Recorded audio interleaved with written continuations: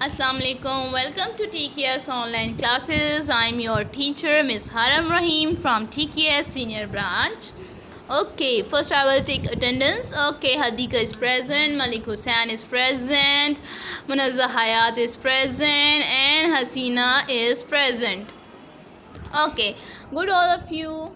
Okay students, open your book. Yes, we have started our second chapter. On the second chapter we are on page number 24. So take out page number 24. Take out page number 24. Book should be in your hands. Okay, good. Today's topic is landform made by glaciers. So the previous topic was about the glacier. ठीक है, the kinds of glacier. हमने जो previous topic था हमारा वो क्या था? It was about the glacier and the types of glacier. First they have explained you about the kinds or types of glaciers. They are continental, they are the alpine glacier, and also they are Piedmont glacier. Now today the landforms made by glacier, how they are created. ठीक है, कैसे ये form जो है बनते हैं. अब glacier हमने पढ़ लिया क्या है, उसकी काइंड्स भी पढ़ ली हैं. अब ग्लेशियर्स के थ्रू, ग्लेशियर की वजह से जो लैंडफॉर्म क्रिएट होते हैं. So glacier is one of the powerful agents of landform change. ठीक है, ग्लेशियर हमारे पास सबसे पावरफुल एजेंट मतलब सबसे स्ट्रॉन्ग जो है हमारे पास सोर्स है या वजह है या जिसकी वजह से जो है लैंडफॉर्म क्रिएट होते हैं. हमारे पास डिफरेंट है जिसमें हमारे पास उन्हें ग्लेशियर को पावरफुल एजेंट में लाया है. Like river glaciers also perform erosion, transportation and deposition. अब वो कह रहे हैं कैसे है पावरफुल एजेंट, बिकॉज जो रिवर या हमारे पास जो ग्लेशियर होते हैं वो कहाँ होते हैं. ग्लेशियर हमारे पास अलग से भी बनते हैं माउंटेन्स वगैरह में, स्टोन्स टाइप से, और कुछ हमारे पास रिवर्स वगैरह में भी, फ्लोइंग वाटर में भी ग्लेशियर क्रिएट होते हैं. हमने 3 काइंड्स उसमें पढ़ी हुई हैं. अब वो हमारे पास वो कहते हैं कैसे पावरफुल एजेंट है. Because the reason is that because they have perform the action of which the action of the erosion, transportation and deposition. यानी कि वहाँ ब्रेक डाउन ऑफ रॉक्स भी होता है, वो एक जगह से दूसरी जगह मूव भी करते हैं, और इसके अलावा जो है वो डिपोजिशन भी होते हैं. यानी वो जो है न्यू जो है जो है वो अगर कहीं पर यहाँ पर इरोजन का प्रोसेस हो जाता है, वो ट्रांसपोर्टेट होते हैं तो कहीं और जाकर वहाँ पर स्टे बैक करके एक न्यू लैंडफॉर्म भी क्रिएट कर देते हैं. सो हमारे पास उसमें रीज़न हमारे पास जो ग्लेशियर है वो पावरफुल एजेंट में हमारे पास आ रहा है. It modify landscape of the area where it develops and where it's moved. Several kinds of landforms are created by. अब वो हमारे पास कह रहे हैं ये हमारे पास जो लैंडफॉर्म्स हैं जो ग्लेशियर्स के थ्रू होते हैं वो डिफरेंट लैंडस्केप क्रिएट करते हैं, डेवलप करते हैं, क्योंकि ये मूव करते हैं. जब ये ग्लेशियर जो है वो मूव करते हैं वाटर में, हमारे पास जो स्मॉल ग्लेशियर्स वगैरह जो बने होते हैं छोटे, जिसको हम बर्फ़ के पत्थर भी कह सकते हैं, ठीक है, वो हमारे पास बने हो तो मूव करते हैं, जिसकी वजह से हमारे पास जो है न्यू लैंडफॉर्म्स जो है वो क्रिएट करते हैं. अब हमारे पास डिफरेंट काइंड्स ऑफ लैंडफॉर्म हैं जो कि ग्लेशियर्स के थ्रू बनते हैं. So the several kinds of landform are created bye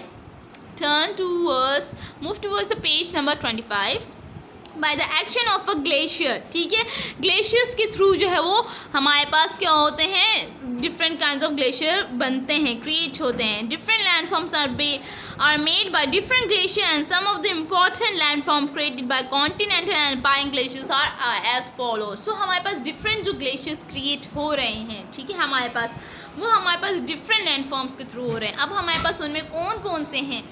picture is very clear to you. हमारे पास डिफरेंट पिक्चर्स वगैरह आपको इस बुक में टॉपिक से रिलेटेड डिफरेंट पिक्चर्स वगैरह, उन पिक्चर्स को अगर आप गौर से देखें तो आपको अपना टॉपिक बहुत क्लियर समझ आ जाएगा. अब हमारे पास सबसे पहला हमारे पास landform made by continental glacier.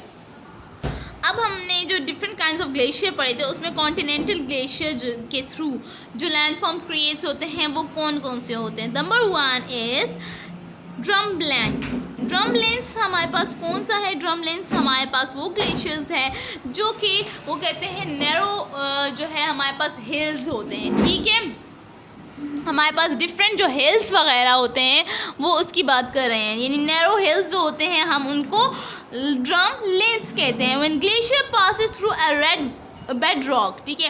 वो कहते हैं जब ये ग्लेशियर यानी ये बर्फ़ के पहाड़ कह सकते हैं, बर्फ़ के जो पहाड़ होते हैं वो मूव करते हैं through the bed rock. Bed rocks हम किसको कहते हैं? बेड रॉक्स हमारे पास बेस या हमारे पास जो स्पेसिफिक जगह जो होती है उसको हम कहते हैं कि वहाँ पर जो वहाँ से जब ये ग्लेशियर मूव करते हैं तो क्या होता है, it eroded and smoothens its bed. जब ये बड़े बड़े ग्लेशियर्स जो है वहाँ से मूव इरोड कर रहे हैं तो वहाँ का जो बेड होता है यानी उसकी जो बेस होती है, ठीक है, जो जगह होती है, एंड पॉइंट होते हैं, जो बेस होती है, इस बेस ऑफ द रॉक की बात करते हैं, उसको हम बेड रॉक कहते हैं, वो स्मूथ होती जाती है। The bed rock is modified into the structure. तो वो जो ग्लेशियर मूव करते हैं तो वो एरिया स्मूथ होता जाता है और एक स्ट्रक्चर बन जाता है। वो जो स्ट्रक्चर होता है वो कैसे होता है? रिजेम्बलिंग अ क्लस्टर और इन्वर्टेड बोर्ड्स। वो जो हमारे पास स्ट्रक्चर बनता है, स्ट्रक्चर एक नई जो शेप बन जाती है, ठीक है, जो बेस जो है वो डिफरेंट शेप में जो क्रिएट हो जाती है वो रिजेंबल्स किस तरह करते हैं? क्लस्टर फॉर्म में करते हैं। क्लस्टर हमारे पास है क्राउडेड टुगेदर, यानी कि वो सारे जो है ऐसे जुझड़ मुझड़ जाते हैं, ऐसे मिक्सअप हो जाते हैं, ठीक है। या हम कह सकते हैं उसको कि इन्वर्टेड बोर्ड या हाफ एक्स, यानी ये शेप्स के नाम आपको दिए हुए हैं कि उसको हम हाफ एग भी कह सकते हैं, इन्वर्टेड बोर्ड भी कहा जाता है। और ये जो शेप होती है जो क्लस्टर फॉर्म है यानी कि मिल झुमट जाती है, ठीक है, क्राउड टुगेदर। क्लस्टर हमारे पास क्या है? क्राउड टुगेदर, ठीक है।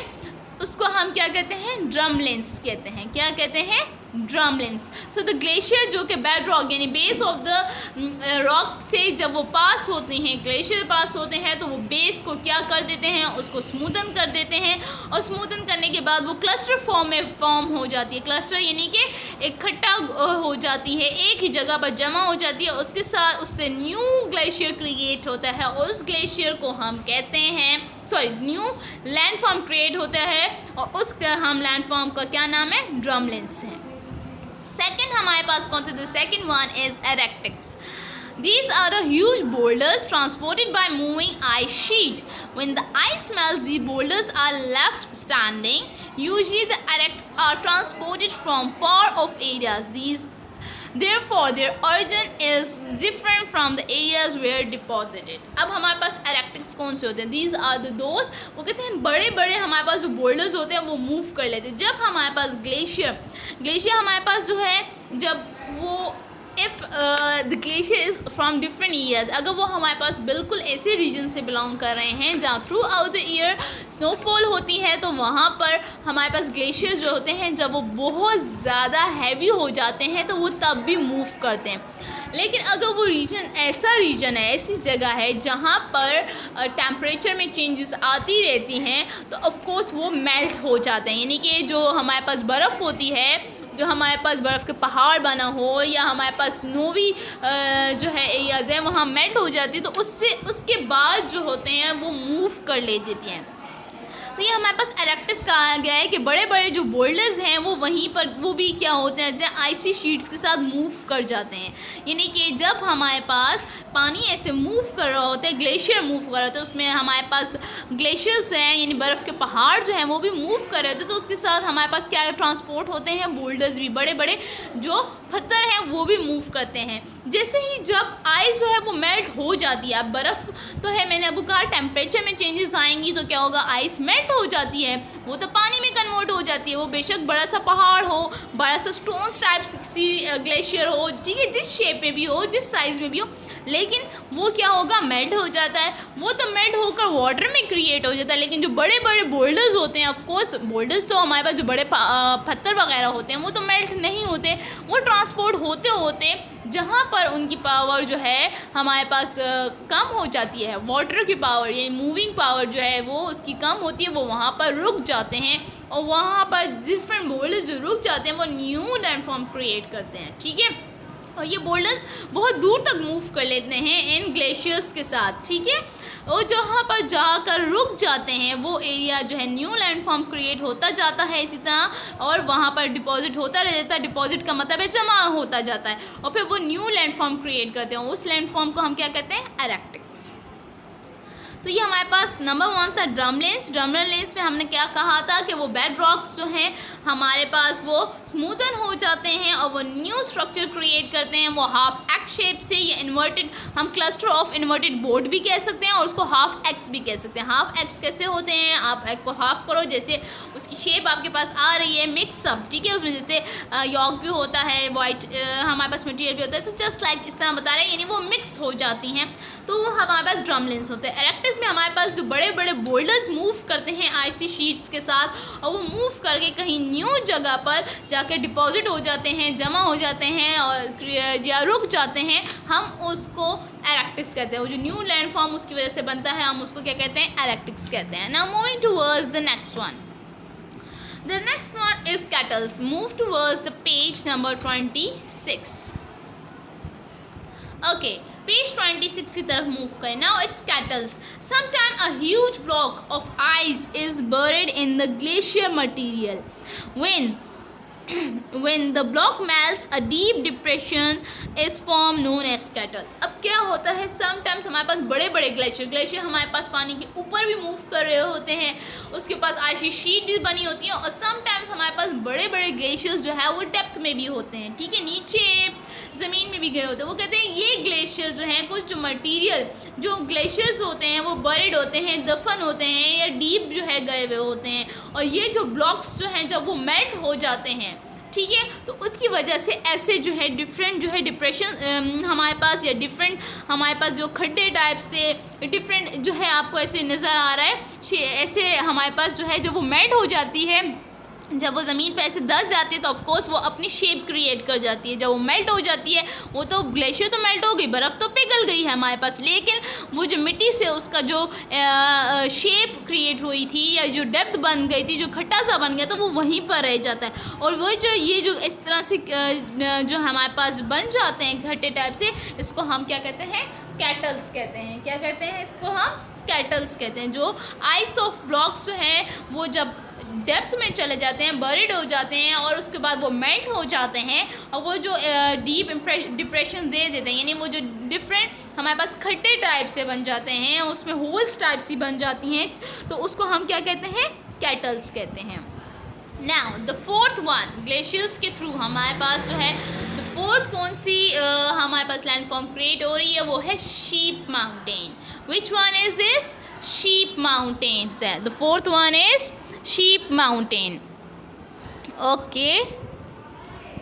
ओके, किसको समझ नहीं आई, 1 2 3 4 5, एक्सक्यूज़ मी, ओके, आवाज़ सही नहीं आ रही। ओके बच्चे, नेट इशू हो सकता है, आज थोड़ा वेदर ऐसा है, और मैं थोड़ा तेज़ बोलने की कोशिश करती हूँ, और जो समझ नहीं आ रही बच्चे, तो आपको कहाँ पर क्या समझ नहीं आ रही, आस्क मी द क्वेश्चन, ठीक है।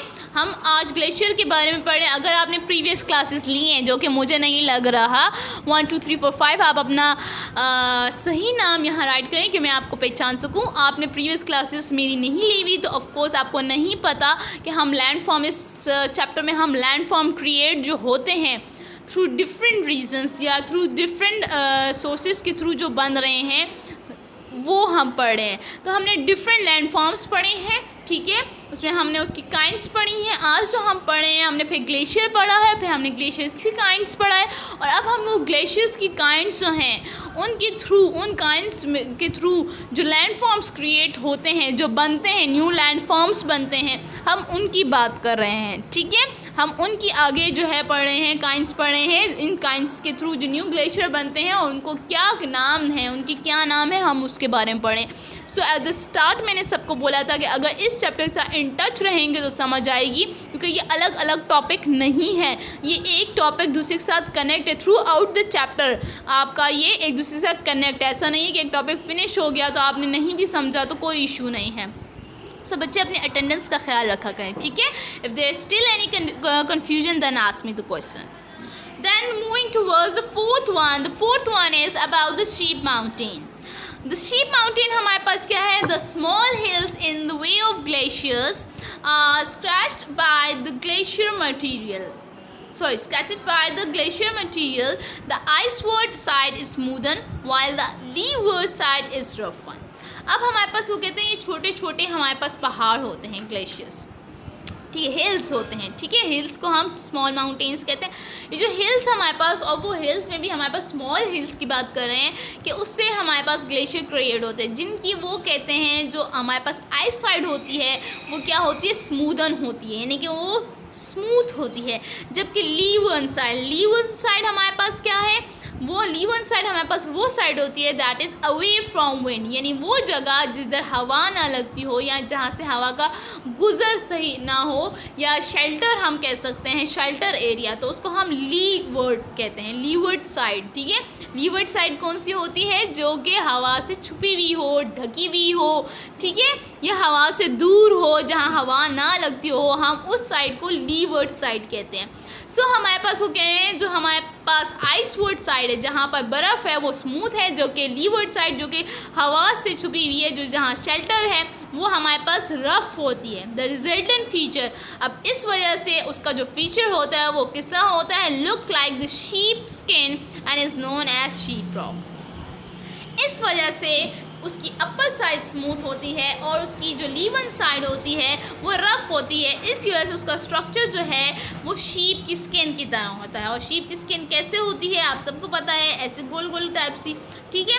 और हमारे पास उसकी वजह से इसको नाम भी शीप माउंटेन ही दिया हुआ है।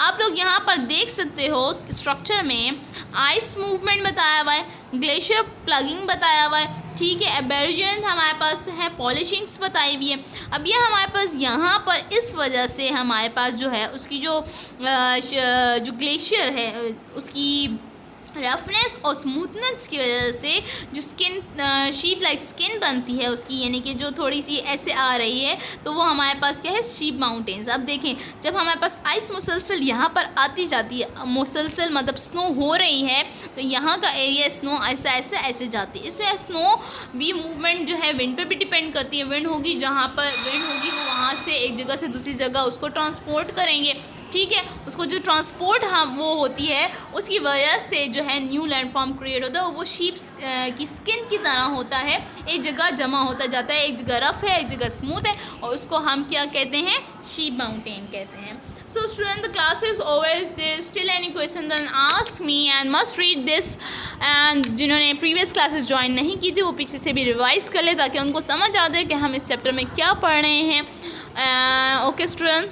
टेक केयर, अल्लाह हाफिज़।